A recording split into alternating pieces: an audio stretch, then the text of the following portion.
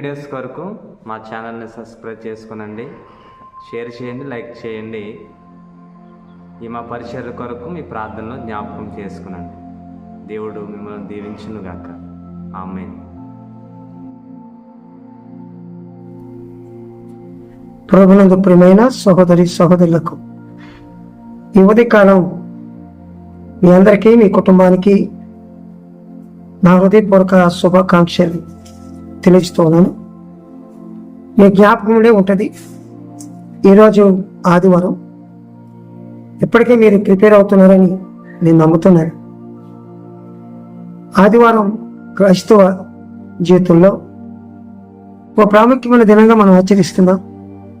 ఆ రోజు దైవ మందిరానికి వెళతాం, దేవుని సన్నిధిలో సాక్ష్యం చెప్పుకుంటాం. మన హృదయంలోంచి గొప్ప ఆరాధన, ప్రతి విషయంలో కృతజ్ఞతాస్తుతులు చెల్లిస్తూ ఆయనకు ఆరాధన చేస్తాం. ఆయన ఇచ్చిన శరీర రక్తం మాంసాలు తింటాం.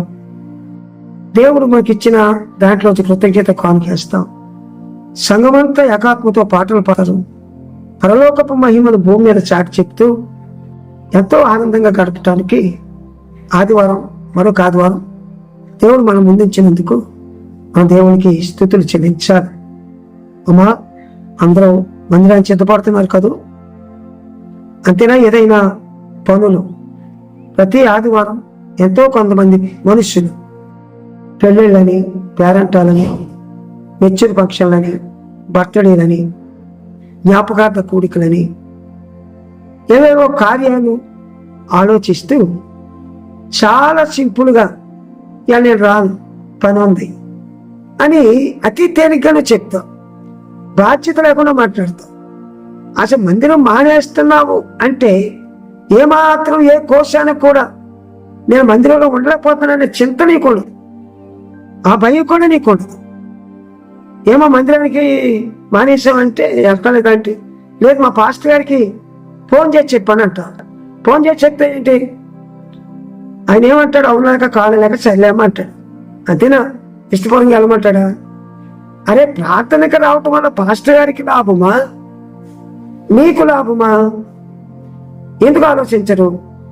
నువ్వు నిజమైన విశ్వాసం అయితే, నిజంగా ఆత్మపూర్ణుడివి, ఆత్మపూర్ణురాలు అయితే, దేవుని వాక్యమంతా నీ బతుకులో నిజంగా నువ్వు నెరవేరుస్తుంటే గనుక ఆదివారం దేవుని ఆరాధనకు నిర్ణయించిన దినాన్ని ఎట్టి పరిస్థితిలో నువ్వు ఆబ్సెంట్ అయ్యి, ఎంతో క్రిటికల్ పరిస్థితి అయితే తప్ప, నీకు భయంకరమైన స్థితి వస్తే తప్ప, మందిరానికి వెళ్ళలేని పరిస్థితి, లేక ఏదో ఒక భయంకరమైన కార్యక్రమం ఏదైనా ఉంటే తప్ప, నీతోనే అది సాధ్యం అవ్వాలి, నీతోనే అక్కడ అవసరం తీరాలి అని అన్నప్పుడు ఖచ్చితంగా ఆ వ్యక్తి వెళుతుంది. కానీ ఇలాంటి చిన్ని కార్యక్రమాలు, ఏమండి, పెళ్లి రోజులు, పుట్టినరోజులు, జ్ఞాపకార్థ కూడికలు, గృహ ప్రవేశాలు, అన్నప్రాస కార్యక్రమాలు,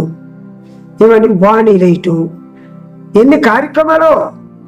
సువార్త లేదు, దేవుని వాక్యం వినటానికి లేదు, విన్న వాక్యం ఊళ్ళో పంచడానికి లేదు. ఈ కార్యక్రమాలు జరిగిపోతున్నాయి కదా.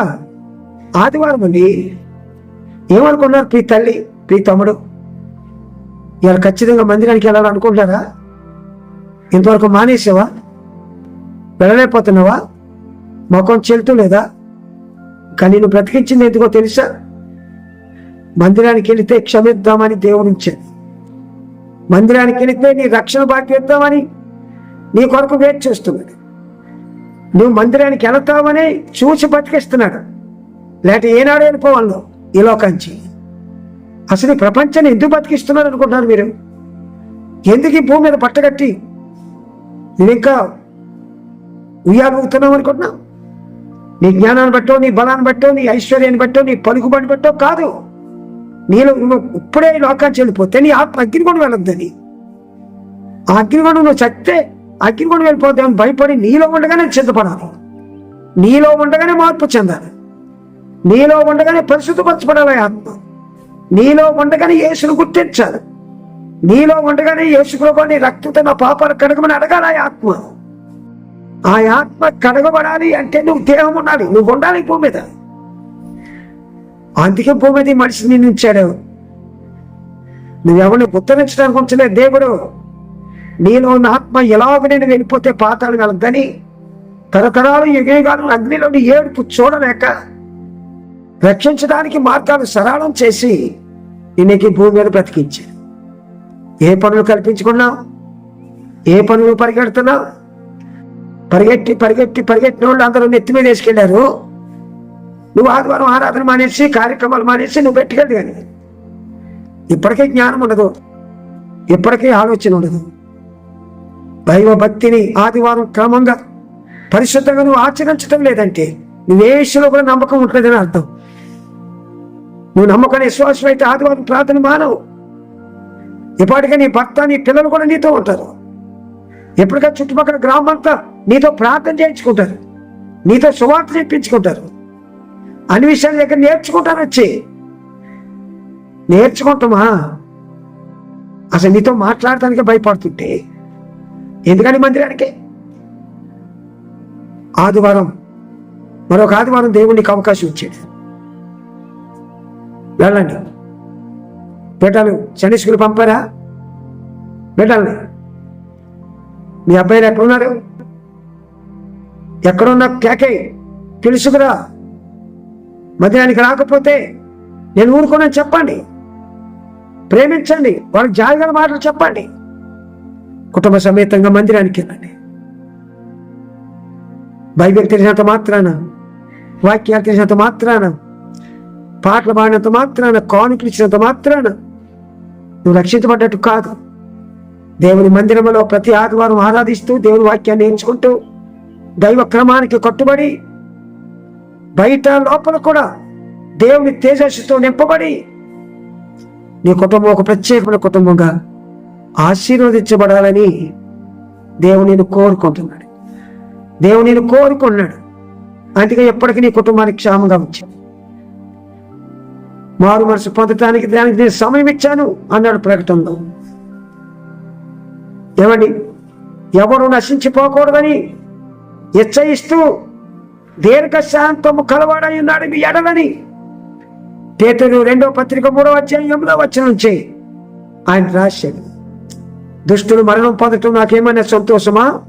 వాడు తమ ప్రవర్తన దిద్దుకుని బతకటమే నాకు సంతోషం అని అన్నాడు. ఏమండి, అలాగనే 65 వచనంలో యెషయా గ్రంథంలో తమ ఇష్టాలని నెరవేరుస్తూ తన ఆలోచన నెరవేరుస్తూ లోబడనల్లని పిల్లల కొరకు దినమంతా నా చేతులు చాపుతున్నాను అన్నాడు. ఇదిగో తలుపు నొద్ద నుంచి తట్టుతున్నాను, నా స్వరం వింటే నేను మీలోకి వస్తాను అని చెప్పాడు. ఎందుకు ఈ ప్రేమ? ఎందుకు ఈ ఆప్యాయత? ఎందుకు ఈ అనురాగం? ఎందుకు ఈ దీనత్వం? ఎందుకు ఈ ప్రాణం పెట్టుకుని రక్తం కార్చింది? ఎందుకని సిలువలో మరణించింది నీ కోసం కదా. నువ్వు తిరుగుతావని కాదు, నువ్వు సంపాదించుకుని భోగభాగ్యాన్ని అనుభవిస్తావని కాదు. అనుభవించే, కానీ దేవుని మందిరంలో ఆదివారం సేవకుని మైకులో పిలుస్తున్నారు కదా, వినపడటం లేదా? సేవకుని తేలిక చూస్తున్నావా? దేవుడే పదే పదే సేవకుని యొద్దకు పంపుతున్నాడు. వాళ్ళ పిలువు దేవుని వాక్యం వింటే రక్షించబడతారని సేవకుడు ద్వారా సంఘాలను పిలిపిస్తున్నాడు. విశ్వాసం ఉంది. నీ గృహానికి ప్రతి ఇంటికి తిరిగేది ఎందుకు అనుకున్నారు సేవకుడు? మీరు అనుకోవచ్చు అతను ఏదో కాను కోసమని. దేవుడు అనుకుంటున్నాడు నువ్వు రక్షించబడలేదు, అందుకే నువ్వు రక్షించబడాలని సేవకుల్ని పిలుస్తున్నాడు. చాలా మంది విశ్వాసులు కూడా నేను పిలుస్తారు. నేను ఎక్కడికి వెళ్ళావు, మొన్న ఎక్కడికి వెళ్ళావు, మందిరానికి రాలేదంటే పని ఉంది. ఏం పని అది? ప్రతిదానికి లెక్క అప్పగించడం తెలియదా? విశ్వాసం పరిపూర్ణం కాకపోతే పాతాళం వెళ్తామని తెలియదా? భూమి మీద ఉండగా మారు మనసు పొంది రక్షణ పొంది పరిశుద్ధాత్మను పొంది పరలోకాన్ని చెందబడకపోతే తరతరాలు యుగాలు అగ్నిగుణంలో కాలిపోతామని తెలియదా? ఎందుకు అసమర్థంగా భక్తి చేస్తున్నారు? ఎందుకు అనాలోచనగా భక్తి చేస్తున్నారు? ఎందుకు దైవ సన్నిధిలో అనాలోచనగా అవివేకంతో భక్తి చేస్తున్నారు? ఇవాళ ఆదివారం అండి, ఏమనుకున్నారు? పనులు కల్పించుకున్నారా? ఇవాళ మానేద్దాం అనుకుంటున్నారా? వచ్చేవారు అనుకున్నారా? లేకపోతే బంధువులు వస్తున్నారా? అసలైన శిస్సులైన విశ్వాసం అయితే నీ బంధువులు ఆదివారం నీ ఇంటికి వస్తే వాళ్ళు రానంటే ఇంటికాడ పెట్టి నువ్వు మందిరానికి వెళ్ళు, లేకుంటే వాడితో పాటు మందిరానికి తీసుకెళ్ళు. నువ్వు మాత్రం మందిరం మానటానికి లేదు. నువ్వు మానవంటే నువ్వు బలహీనరాలు, నువ్వు అవిశ్వాసం. అసలు దేవుని శక్తి నీకు తెలియదు, దేవుని వాక్యం నీకు తెలియదు, దేవుని ప్రభావం నీకు తెలియదు. చుట్టాలు వచ్చారని మందిరంలో సగం నుంచి వచ్చేస్తావేటమ్మా.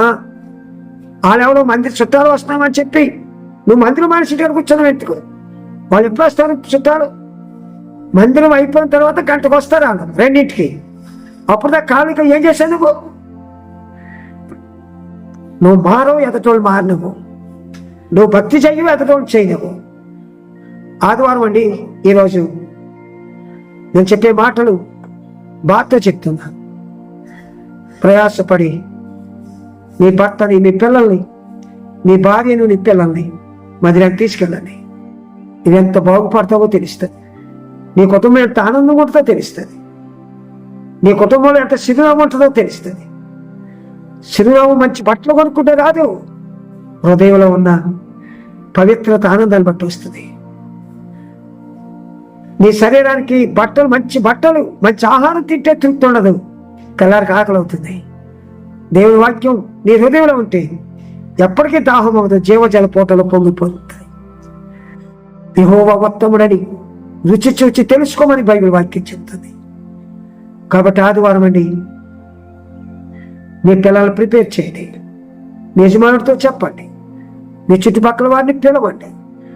మందిరానికి అలక్ష్యం చేయొద్దు, టయానికి మందిరానికి వెళ్ళండి, మొదటి సీట్లో కూర్చోండి, వ్యక్తిగత ఆరాధన చేయండి, సర్వ ప్రపంచం కొరకు ప్రార్థించండి, రక్షణ కొరకు, మీ కుటుంబాల క్షేమం కొరకు, సంఘ క్షేమం కొరకు సువార్త దండయాత్ర చేయాలని మీరు ప్రార్థించినప్పుడల్లా పని విస్తారం ఉంది, పనివారు కొద్దిమంది ఉన్నారు, పని చాలా ఉంది.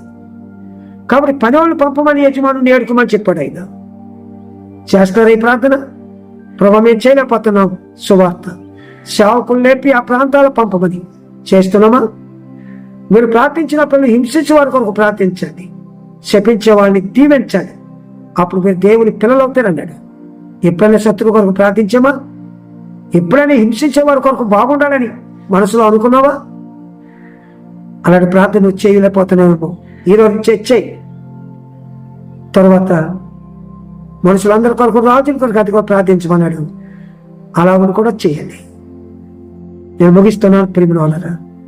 ఈరోజు ఆదివారం మీరు పనులు చక్కదిద్దుకున్నారు కదా, సరే, ఎవరి పనులు వాడు చక్కదిద్దుకోండి. ఆదివారం ఆరాధనకి అందరూ సిద్ధపడి వెళ్ళండి, దైవ సన్నిధిలో గడపండి. ఒక దినము దైవ సన్నిధిలో గడుపుట 1000 దినాల కంటే శ్రేష్టం. నీవు పరలోకంలో నీ భర్త పాతాళం ఉంటే నీకు ఇష్టమా? నువ్వు పరలోకంలో ఉండి నీ పిల్లలు పాతాళం వెళ్తే నీకు ఇష్టమా? నువ్వు భూమి మీద ఉండగానే నీ పిల్లల్ని అగ్నిలోంచి లాగాలి, నువ్వు భూమి మీద ఉండగానే యజమానుని అగ్నిలోంచి లాగాలి, నువ్వు భూమి మీద ఉండగానే అనేక మంది ప్రజలు అగ్నిలోంచి బయటకు రావాలి. అది నీ పాత్ర. ఆదివారం ప్రాముఖ్యత తెలుసుకో. ఆయన నీ కొరకు ప్రాణం పెట్టి లేచిన రోజు అది. ఆయన శరీరం తినండి, రక్తం త్రాగండి, పరిశుద్ధాత్మలో సత్యాన్ని తెలుసుకోండి.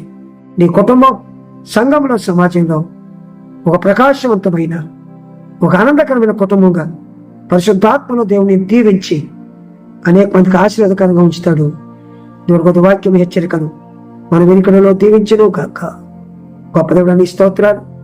ఈ ఆదివారపు కూడికకు నీ పిల్లలు కుటుంబ సమేతంగా ఆరాధనకి వెళ్ళి రక్షణ లేకపోతే రక్షణ పొంది, రక్షించబడితే నీ రక్త శరీరాలు తిని ఆత్మను శుద్ధి చేసుకుంటూ పరలోకాన్ని సిద్ధపడుతూ అనేక మందిని సిద్ధపాటు చేయడానికి వాక్యమైన ప్రతి తల్లి, ప్రతి తమ్ముడు, ప్రతి బిడ్డలు కూడా ఒక పౌరస్వం కలిగి నీతి కొరకు ఎంపర్లాడు నీ రాజ్య వారసులుగా సిద్ధపడినట్లు నీ అభిషేకంతో నింపమని అతి త్వరలో మా కోసం రాని యేసు నామమున అడిగి వేడుకున్న మా ప్రియ తండ్రి. ఆమేన్. ఆమేన్.